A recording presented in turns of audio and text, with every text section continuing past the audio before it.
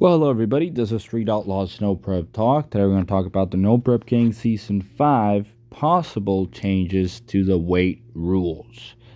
Now, photo credit goes directly to their photo owners. Please subscribe and comment and stay tuned for a lot more videos coming, all about the Street Outlaws No Prep Kings race series and all the other Street Outlaw shows. So there's a huge buzz on the rules right now because Ryan Martin just kicked everybody's ass with the Procharger Hemi, and there was only one turbo car in the top 10 in points.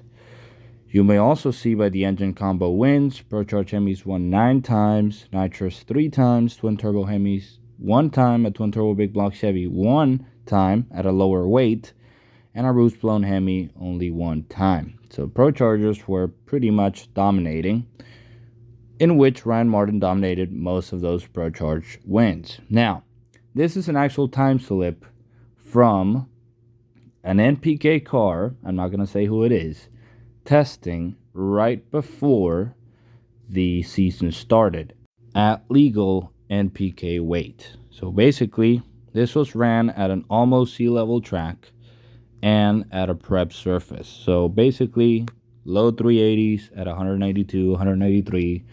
Some of the most aerodynamic cars might run a little bit faster, but that's basically what a Procharger Hemi is running. Now, what are the main combos that people run on NPK? We have the Nitrous Big Block, the Centrifugal Big Block, which is a Procharger Hemi, Twin Turbo Big Block, which is Twin Turbo 481X, Twin Turbo Hemi, or Twin Turbo Big Block Chevy, or Big Block Ford. We also have Big Block Single Turbo, which a couple people run, Big Block Roots Blower, like Cody Baker and Adam Jennings, and Big Block Screw, like Tony McKinney and Disco Dean. So those are the most common combos. We also have the Small Block Twin Turbo, like Murder Nova, but the most popular combos are what I mentioned. Now, in my opinion, at a sea-level track or a track that has really good air, at 2,900 pounds, a Twin Turbo 481X or a Twin Turbo Hemi can't run with a Procharger Hemi. Now, the Procharger cars also generate a lot more downforce than a turbo car, so that creates traction, and they 60-foot and 330 a lot harder. So they basically run 250s to the 330, where a turbo car at that weight is lucky to get into the 260s.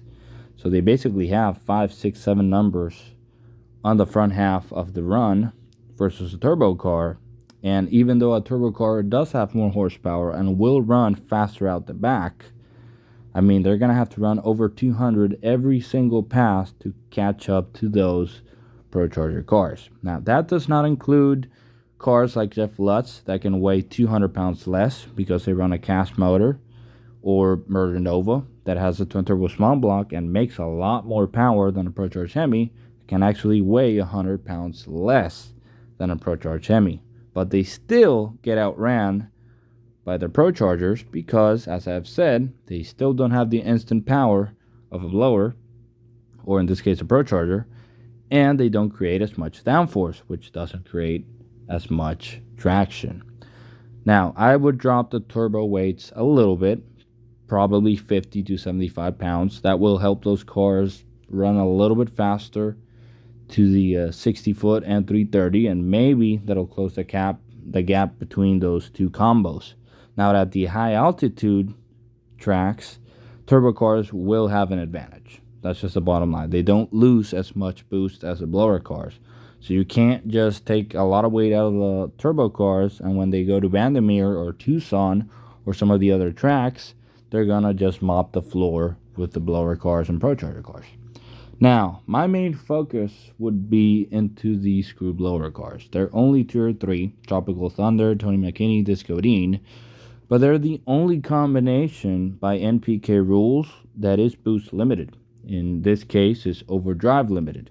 They're limited to 98% overdrive. Now, you gotta take that off, because you can't make the screw blowers weigh more than the Prochargers and also limit them on their power potential, while the Prochargers are making 55, 57 pounds of boost and basically making every bit of boost they can make and weigh 100 pounds lighter. I mean, you see Disco Dean run against Ryan Martin every single time or 9 out of 10 times, Ryan drives around this Godin or Tony McKinney or some of the other screwblower cars. I mean, unfair rules, there's not a scenario out there that a screw-blown car is going to get drove around 9 out of 10 times by a Procharger car.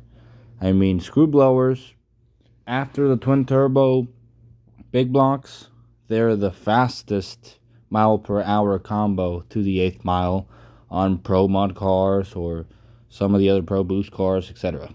So they have to weigh more than the Procharger cars, but make them run at their full power potential.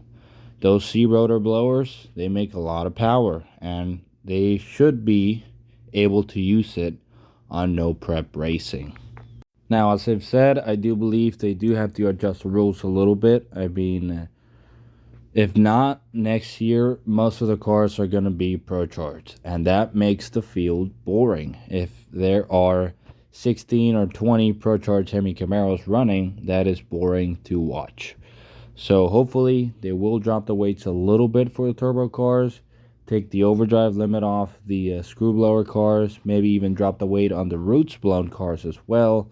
And the single turbo cars, honestly guys, I don't see them being competitive. They already weigh a lot less than every other combo, and they just don't seem to be fast enough. I mean, I don't know exactly why they don't make a lot of downforce and they don't 330 with even the 10 turbo cars, but hey, maybe the rule makers have some kind of idea on the single turbo cars. But hey, let's see what happens, and hopefully we will see different combinations for next year's NPK series.